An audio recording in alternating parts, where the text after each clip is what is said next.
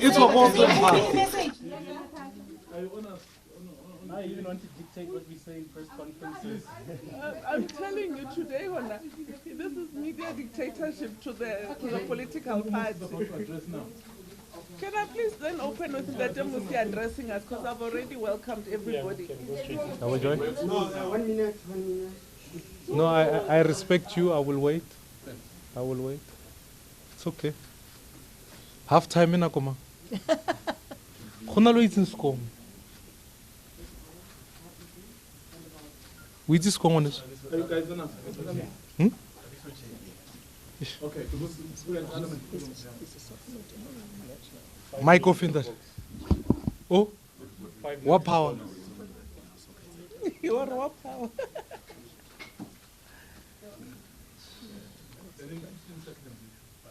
Like a volume.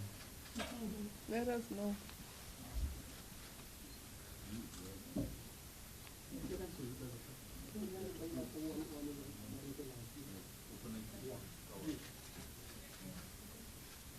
Is everyone good?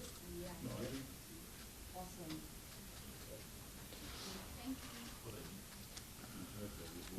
Sanborani Dumelang, Molweni. Good afternoon to all fellow South Africans and to the members of the media who are here. First and foremost, never before have I been more prouder of the DA. The DA is a party that in and of itself takes serious considerations about the issues that are happening in South Africa. And equally so, how the DA can respond to those issues. This weekend gave us an opportunity to reflect on the crisis of the economy, the crisis of what our nation is at, but also as a party to also be able to take a review panel report that I'd commissioned, that I wanted us to give an honest assessment of the DA, so that the party modernizes, prepares itself for the future, and is able to respond to our nation. And I think it's good. The culture of the DA is a culture of good contestation, not only of people, but of ideas. And it's in that spirit that I want to address this briefing this afternoon. We met over this weekend, and we elected a Federal Council chairperson. It gives an opportunity for the DA for its renewal, and in taking some of the resolutions and taking them forward. James Self has served in this position for over 19 years. He now moves on to our governance unit. And more than anything, I want to thank James for the work that he's done and he'll continue to do in a different role.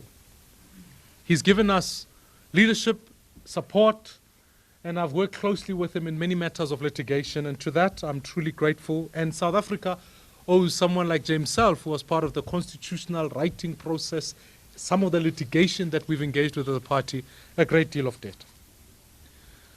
So he finishes officially this weekend, and to succeed him, I also want to congratulate Helen Zille, and I want to wish her well on the election of chairperson of Federal Council. Certainly I think that it'll be good. She brings a new energy. She'll be full-time in the role.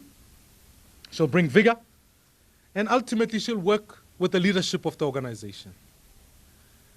The jobs in the DA are such that the leader of the organization provides the direction of the organization, and ultimately the role of Federal Council Chair, which is the role Helen Zille will fulfill, is one where she provides the operational and the structural leadership and management of the organization.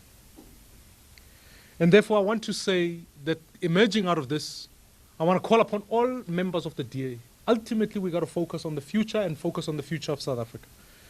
To that effect, we've taken a number of resolutions, and I won't go through every single one of them, but one of the key resolutions that we've taken as a party is to give an appreciation to the review panel, which I called, and the work that they've done. The DA will prepare itself to go to Congress for a number of reasons. One is we want to go to Congress in 2020 because we think it's important to go to Congress prior to an election in 2021. This way the organization can use Congress as an opportunity to launch the election 2021 going forward. I think that's a very crucial issue. Secondly, the DA will go to a policy conference. As a party that is now in government for nearly 16 million citizens, it becomes crucial that we continuously update policy and make an offer. Now, there were a number of recommendations that came from the review panel and some of the internal structures of the organization, and in many ways, we have to take those resolutions and update our policy offer. This will guide the work that we do in government. This will guide the work that we've started already in the Western Cape and continue to make an offer in preparation for election 2021. A policy review commission will then be begun immediately, and ultimately that report will be tabled closer towards the end of the year, and the party will go to a policy conference. There will be a number of incidents that the party reflected on, issues that took place and shaped the election in 2029. Those will be investigated, incidents that took place, and I think actually the DA wants to guide and give leadership to the question of a non-racial South Africa. Whether that incident takes place in Swaziland or it takes place anywhere else, those matters have to be looked at in the light of how do we help South Africa build this one South Africa for all? How do we ensure that the vision of a non-racial country actually thrives and goes ahead? Because that remains absolutely crucial. And therefore, those resolutions were then taken to deal with those respective matters.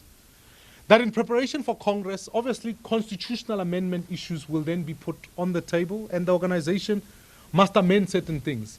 You will recall, the DA itself, as a modernizing party, has to consider what a modern political party does, what kind of structure you do, what kind of operational leadership you give. What are some of the things that you put in place that recruit talent? I want for 2021 for the most talented candidates, mayoral candidates, to stand for the DA, diverse all across the country. And part of the work that we've got to do is make sure that we find the best mechanisms to recruit them, that they're trained, and that we could lead going forward. We've prided ourselves in the work that we've been doing in government, and certainly the province of the Western Cape has led an incredible job in that regard, and the metros respectively as far as what happens in Joburg, Tshwane, City of Cape Town, become important as to how we govern there. There will be deep conversations as we speak to our voters about their experience of those governments and what work must be done going forward. Fellow South Africans, I want to say this to you, that the DA is a learning organization. We've heard our people. We've heard citizens.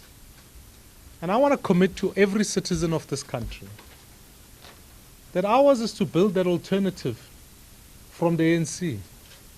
Ours is to remove the ANC out of government.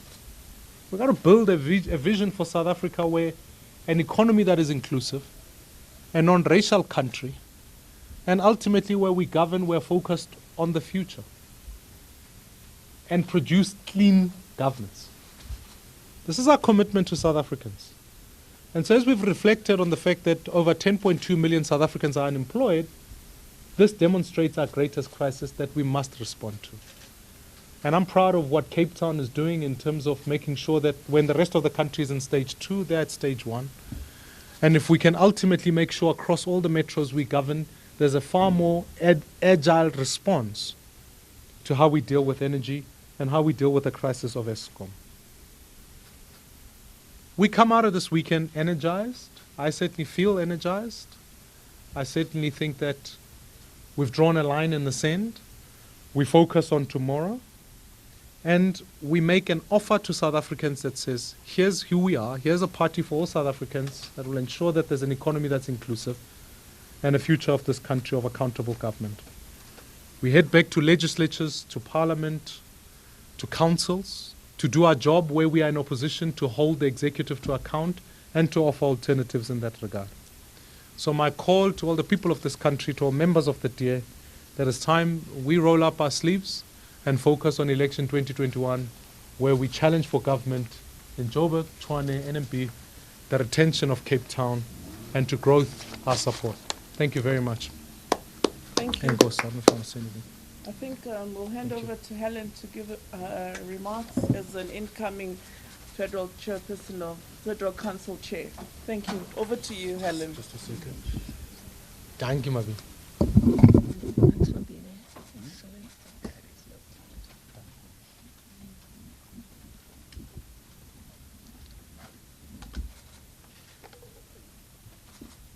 Thank you very much, Refilwe. My remarks will be very brief because the leader has spoken, given the vision, and communicated what we have discussed in this crucial Federal Council meeting. I was very humbled and grateful to have been elected, and I know exactly what this role entails. I will stay in my lane. This is a job that coordinates the different structures, functions, systems, and processes of the Democratic Alliance. It is a role that interfaces between the political leadership and the professional staff of the organization. It is a job that coordinates all the different processes of the party, from fair candidate selection processes right through to disciplinary processes in the party. And it is absolutely critical in this role that one conducts it transparently, freely, and fairly, so that everybody knows that they will be equal before the law and the processes of the DA, and that their future and their chances won't depend on which faction they belong to or which leader they are close to. And my job will be to ensure that all of those things run smoothly. I will not be the leader. I will play a background role, and I will stay in my lane. I will participate where it's appropriate for me to do so, and speak where it is appropriate for me to do so, and ensure that to the very best of my ability, our structures and systems work so that everybody feels that they have the chance to do exactly the same thing. I respect and support the leader and the leadership, and I will do my very best to ensure that they are successful and can take the DA to the next peak that we have to reach. The stakes could not be higher. The DA offers a profoundly different vision, which the leader has just spelt out. That vision, we believe, is make or break for South Africa, but more than that, it's make or break for a world that is becoming increasingly plural and complex. And that is why we believe that the role of the Democratic Alliance is so important. And it will be wonderful for me to play a backroom role. I've often played backroom roles in my life, but you don't know about them because by definition, backroom roles are backroom roles. You've only seen me in leadership roles. But I was happily being the chairman of your Bloberg branch, and no one knew about that until I stood for this particular position. So I'm quite happy to play a background role and to do what that role requires of me,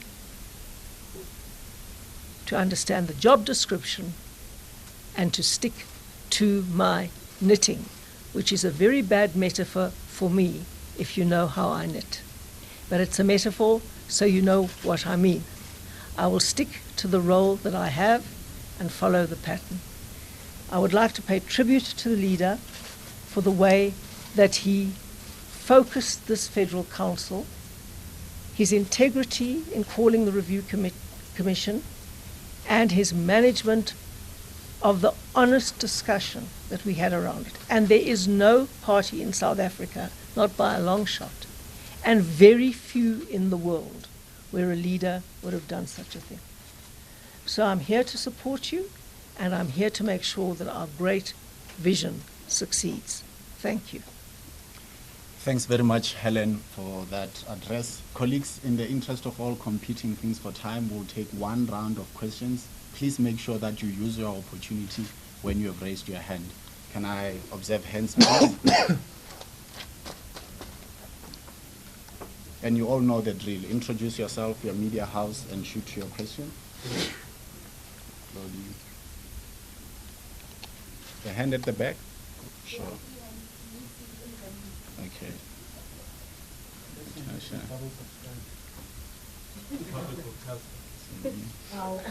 And you held us up. Sure, got you. Media is holding an argument. How do we handle this? Okay, I think I got everyone. I'll take questions only Clement? from the Farmers Weekly. Yeah, Clement. Thank you very much. My name is Clement from Eyewitness News, Radio 72. I will start with my question for Helen Zille. Congratulations on your election. I just want to, you've spoken about the vision that the leader has outlined and how you're going to support it. Will you support it even though you disagree with some of the values of that vision? And we know about what you've written in the past. We know what you have said in the past about the fact whether or not race must be a taboo when you deal with policies in the DA. If the leader has a different view on the vision that this party must take, are you committing, regardless on how you may be feeling at the time, to support that vision? That's the first question.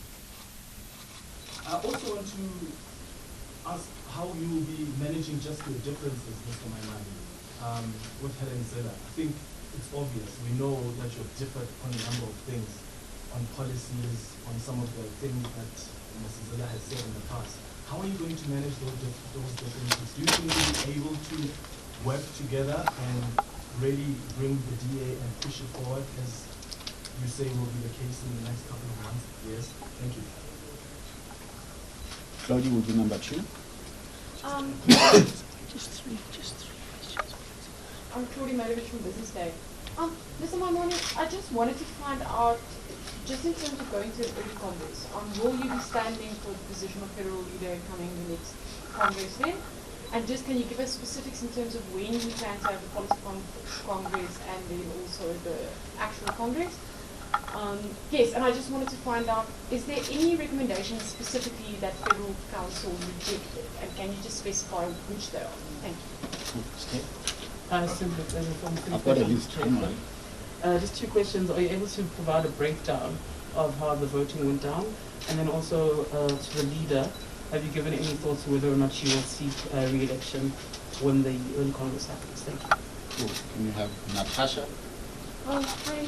Sorry, Natasha Puri here from SABC News. I think my question goes to both Mam Zille and Dr. Maimani. Maybe there have been a lot of talk about your relationship. The relationship between you and Helen Zille has actually broken down. I mean, way forward to that, how's that going to pan out? Oh, these questions are repetitive. Clemens touched on it, But please give us the right to still ask that question. Thank you so much. CD from News 24. I've got a question first for Helen and then for Musi. Helen, 2016, following your colonialism tweets, you sat there and you apologized and you said you wouldn't take a role in active politics. Sure, there was nothing on paper that didn't stop you from making a comeback. Today you say you'll stay in your lane. How do DA members trust your word? I mean, you haven't. You made a comeback, you know?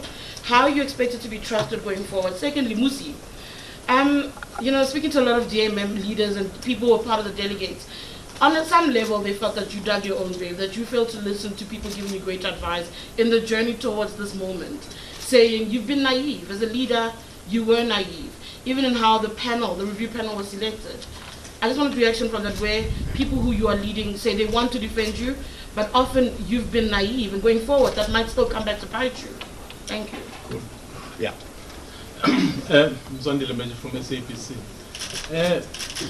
Mam Zille, you keep on saying you will stay in your lane. This is a political setup, so which has clearly defined roles. Is it really necessary for you to keep on reminding everyone that you will stay in your lane? Because as far as I'm concerned, so they are clearly defined roles. So does that talk to the relationship that you currently have with the leader of the party? Yes, you are the last one. Oh, you're covered. Good. Let's go. Lisa from News 24. Musi, Mam Helen has said in the past that she is coming in, she's availing herself to save the DA. Are you of the view that the DA did need saving, considering that she's now saying that she'll play on the background? I also want to know, there's been a lot of speculation around the recommendations by the panel around your future, and there's been a lot of speculation about whether the recommendations said that you should step down. If you could just clarify, did in fact the recommendations spell that out? Cool, and the last one goes to Gordon. Thank you. It's Jordan from ENTA. Mr. Maimane, what was the Federal Council's decision on the review report? Did it choose to adopt all of its findings and implement it? How exactly would it deal with it? And then, Mr. Maimane, you reported this morning to have told the delegates of the Federal Council to go and form their own pure Liberal Party if they wanted to do so, to stop sowing divisions. After such a speech, first of all, do you deny what was reported there? And then after such a speech, how can you reconcile the divisions that you pointed out in the DA? And then to the new Federal Council chairperson, Mrs. Zille, congratulations on your election. You said when you were stepping down from several positions in the party that you don't think it's appropriate for a former leader to hover around, especially in structures where decisions are being made. So what has changed? Cool. Can we get responses from the Yeah. and Helen? CD, I I'm specifically so sorry, asked guys. that I'm so sorry. you Please use allow your me one opportunity. question, guys. No. I'm so sorry. CD. You said it's one round. Get cool, but No. please. CD, I don't Helen, want to make it back and forth. We'll New take it Federal outside. Council Chair, please. You are abusing the I'm staying platform. in my lane, dear. On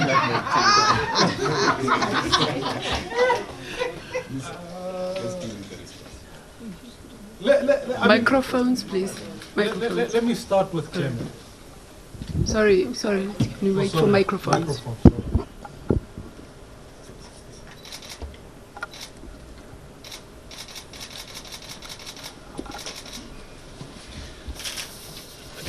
Clement, from time to time in a political environment, you must disagree. I think that's a strength of democracy, is that you must contest for ideas, and then what emerges out of that is better. I've certainly never shied away from the fact that this is the DA I want to see. I think it ought to be a DA that sets its course on a non-racial future. It focuses on an economy that's inclusive. It deals with the question of justice. I've never been apologetic in the past about a debate around how we deal with the question of justice, which is the fact that apartheid was a systemic crime against black South Africans. And so when you deal with justice, you must address those particular issues, and South Africans who ultimately for themselves have been dealt in an unjust manner. But that's not picking one race over another. It's not a contradictory point. That's actually about saying that black and white South Africans can work together to address that injustice. Because the strength of the DA relies itself on being able to say, in fact, that I don't need to share your race, your gender, your orientation to be able to deal with issues. I've got to be able to be a proud South African who defends you. So that in the long run, one day, it would be possible for strong individuals in our society, and that ultimately every citizen, regardless of where they come from, can be first and foremost a South African who can enjoy the freedom, the substantive freedom that this country must offer them. And certainly that's a vision. Someone asked me the question, do I think that where we are, the DA needs saving? I think the DA has made progress, to be quite honest with you. I think that there have been some things that we didn't get right, and those must be attended to. But without doubt, when I set out to lead the DA, I wanted to be very clear. We must grow beyond the Western Cape. We must govern in more places. We must govern well. And when you take on new governments, that requires new capacity and new support to assist with that. So those issues then go on the table. I certainly was unapologetic about the fact that the DA must be Gauteng based, and this is why we are here. I make no apology about the fact that we must grow in constituencies that we've never grown in before. This is not a departure to what many others have fought for. There have been others who've come and fought the same battle and saying we must go into communities that we've never done before. And so I think we've got to push for that. And part of my argument to any Federal Council member, to any South African, is to say that's the journey we must be on. It's a journey I'm proud of.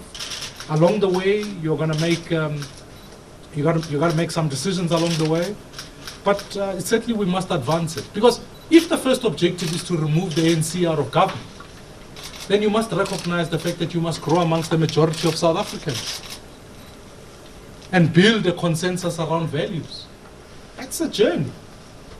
That's what we've got to do. I'm not here to save a faction of the ANC. I'm here to build an alternative movement for all South Africans. So I think that, and those, when we go to a policy conference, those will be debated, policies will be put on the table, and I think some of these issues will be ventilated better there as we give a policy offer to all South Africans. So Claudia, you asked me the question.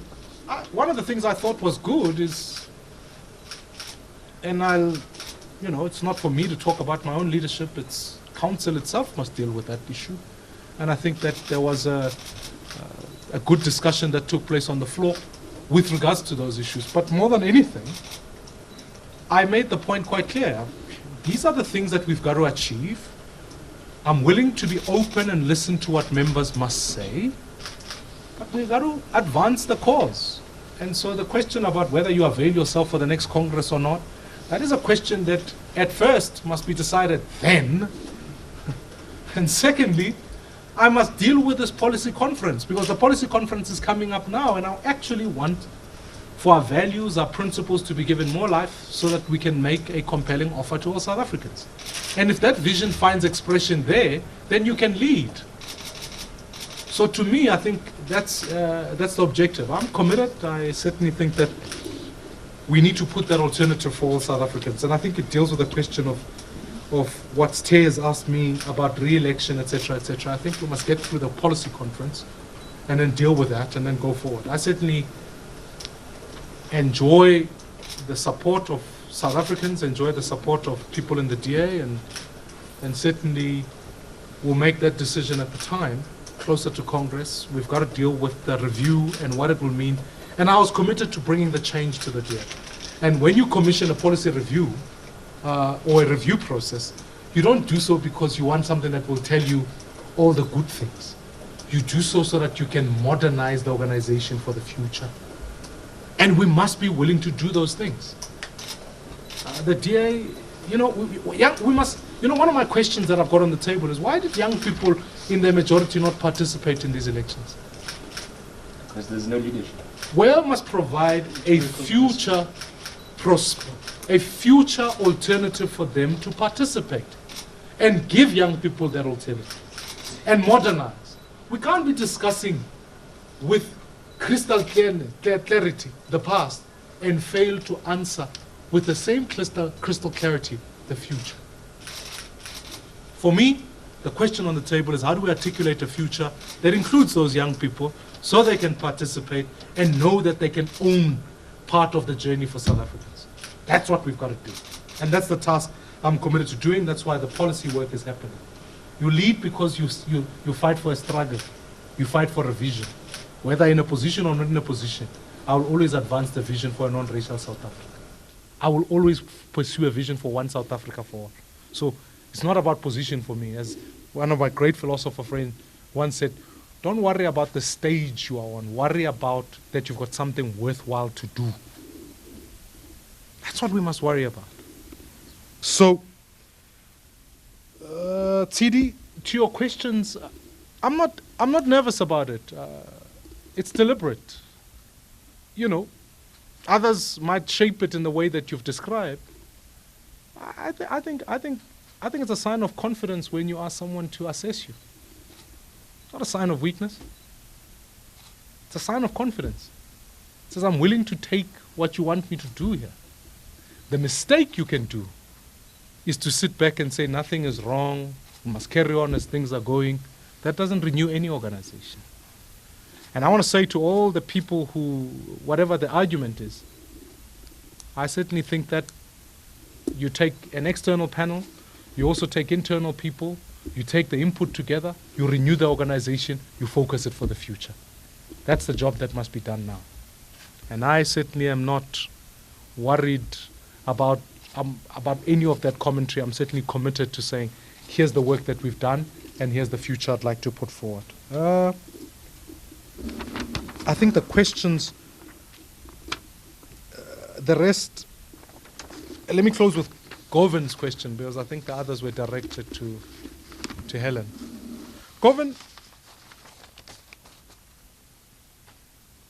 when I say to people who want to establish some form of party, you can't have two parties within the DA. It cannot be. You want one South Africa. When people want to mobilize, and I want to deal with this question about pure liberalism or something to that fact. We're not a debating club here.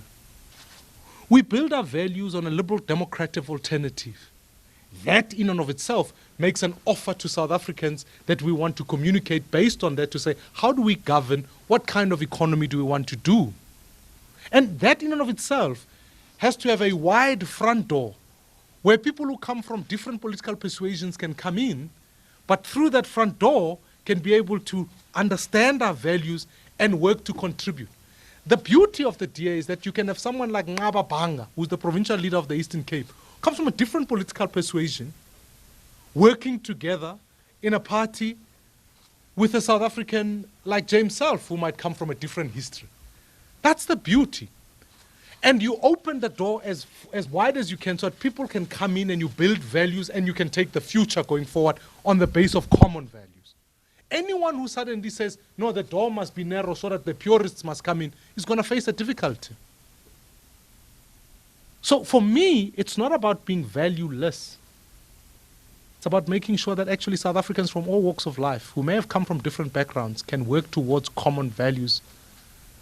And so I made those statements in the light of the fact that if people who are within the DA who want to in fact start a different political formation, you cannot have two parties. Unhealthy, not going to happen. Must build one DA, one South Africa and focus on that. And I'm unapologetic about that. And I think certainly the Federal Council delegates who were there, who heard the correct sayings, the correct statements, understood the fact that that's what we want to try and build and are committed to working towards that. I want to just interject before Helen comes in. Colleagues, when I opened, I said that Federal Council is the highest decision-making body in the DA outside of Federal Congress.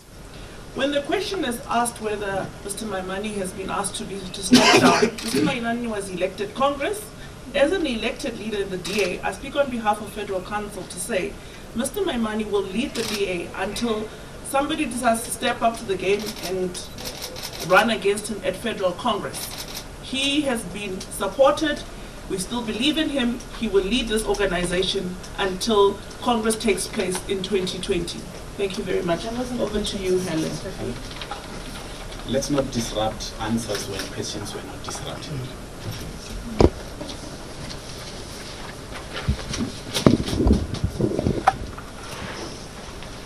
It's good to be able to put names to faces, because obviously I know many names from listening to the radio and read many bylines, so it's good to be able to do that now.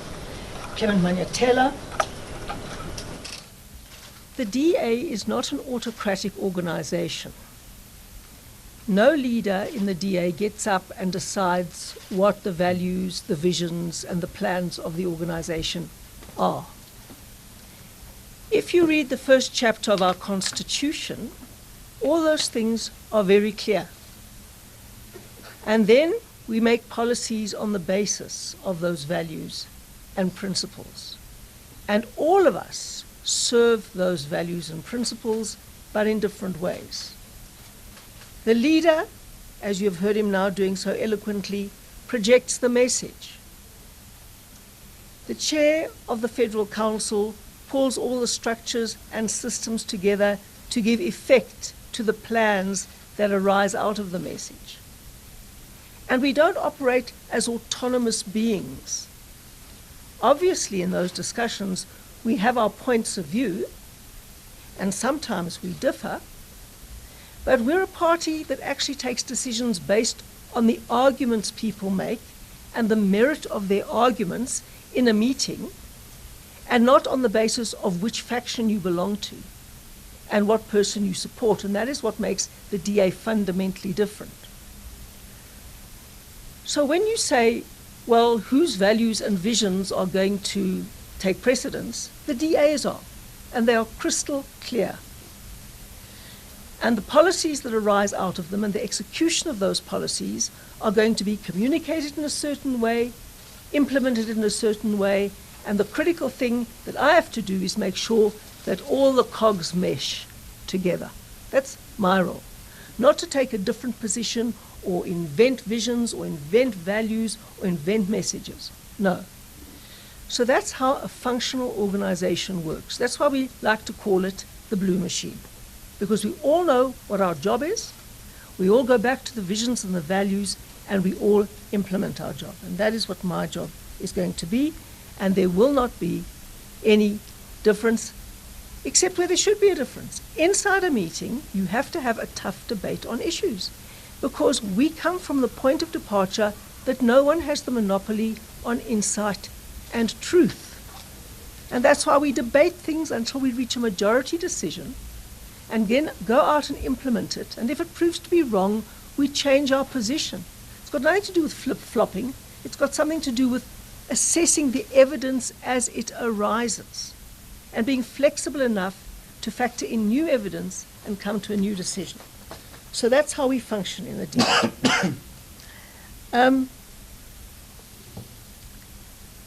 Ms. Cele, I don't think you really asked me a question. I think your question's been answered. Is that correct?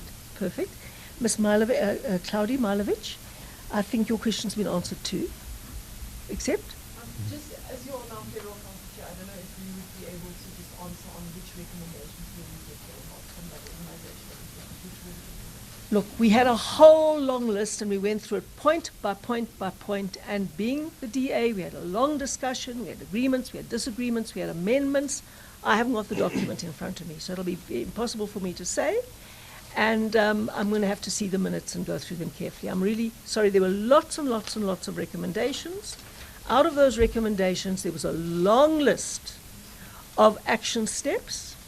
And there were some amendments to some of them and not to others. And I'm afraid that I can't say off the cuff without risking misleading people, because they were very detailed.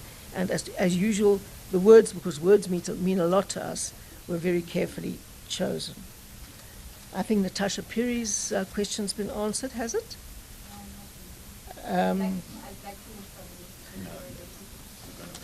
Okay, right. Let me quickly get to CDs.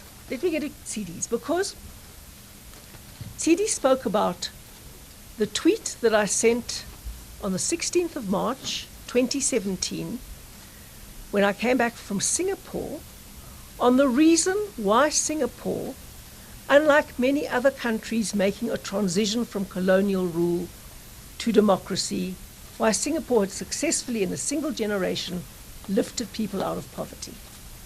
And in that context, I spoke about how they had dealt with the legacy of colonialism.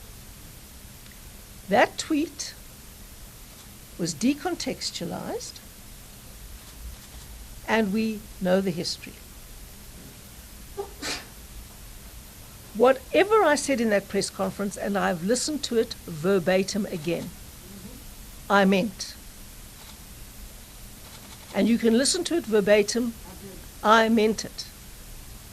And you can repeat any words here, and I will explain in context that I meant it. I stood down from all positions I had then, and I meant it. But you'll be looking at the agreement, and it's very clear. It says nothing about not coming back. And when circumstances change, as I've just answered, you adjust the positions. And the context has changed, and the space has changed, and there is nothing that contradicts the agreement that I reached with the Democratic Alliance and what I said at that press conference and what I'm doing now, because the context has changed. And that is how the world makes progress. If you sit and say, well, we once used to believe this, that the universe was in a constant state, but scientists have proved that it's actually expanding, you change your position. That's not flip-flopping. And that is what sensible people do. They adjust to new circumstances and new conditions.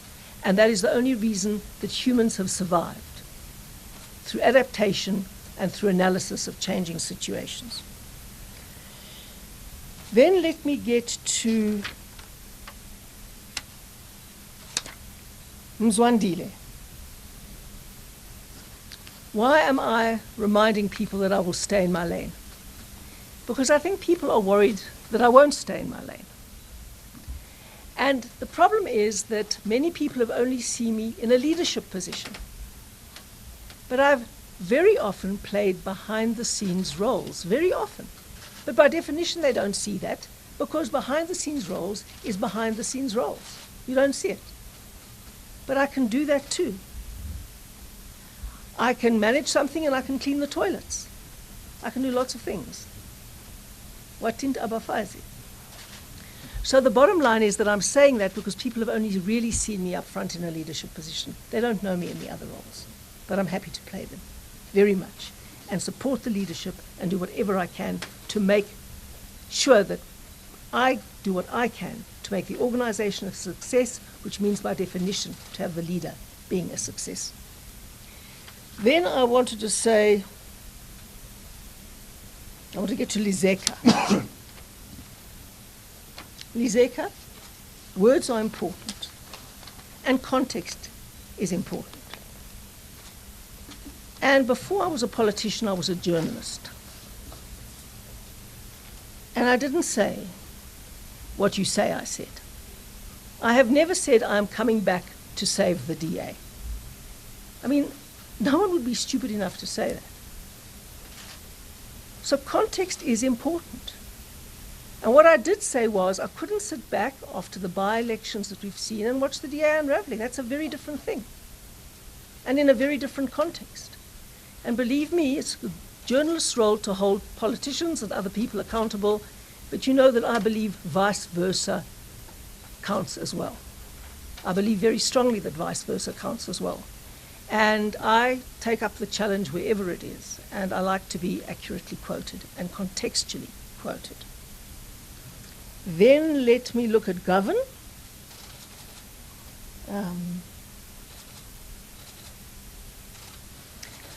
Govern said that when I was stepping down, I said it's not good to have the ex-leader in structures. It's not good to have people in the same structures in the same kind of positions. So when I was co-opted on to the federal executive after I just stepped down as leader, there was a situation where a new leader had to be given their own space without the old leader having their own opinions and different views. And that's absolutely right. But I won't be playing that role now. I'll be chairing a meeting. And the critical point is of being in the chair of the meeting is that you don't sit and argue your point of view. You facilitate the ability of others to argue their point of view, and you make sure that it's free and fair and properly conducted. It's a completely different role. And I will be there to support the leadership in everything that they do. And then for the person who just interjected there from the floor and said that the young people didn't vote because of a lack of leadership, if they are unhappy with what's on offer in South Africa, I suggest to them that they get up, start their own party, and see how many people they can get to vote for them. Thanks. Ladies and gentlemen, thank you very much. Wait. Guys, we're done. Sidi. Many of you here have even made requests that are scheduled for beyond today with the Federal Council Chair, even with the leader. For the purposes of now, we are done. That's why I asked, get your opportunity, use it. Happy Sunday, let's go support the box. Let's go. What was your question? What? Musi and I have always had a very good relationship. We've been always cordial. We've been through some strained times, and we have really always been decent, polite, professional, and friendly, and we will continue being that. Amen. I'm going to It's a robustly friendly. with the new FedCo Chair, and we'll come back. Yeah, what a beauty. You can WhatsApp me and then we see. wena o kwala nosonso ya go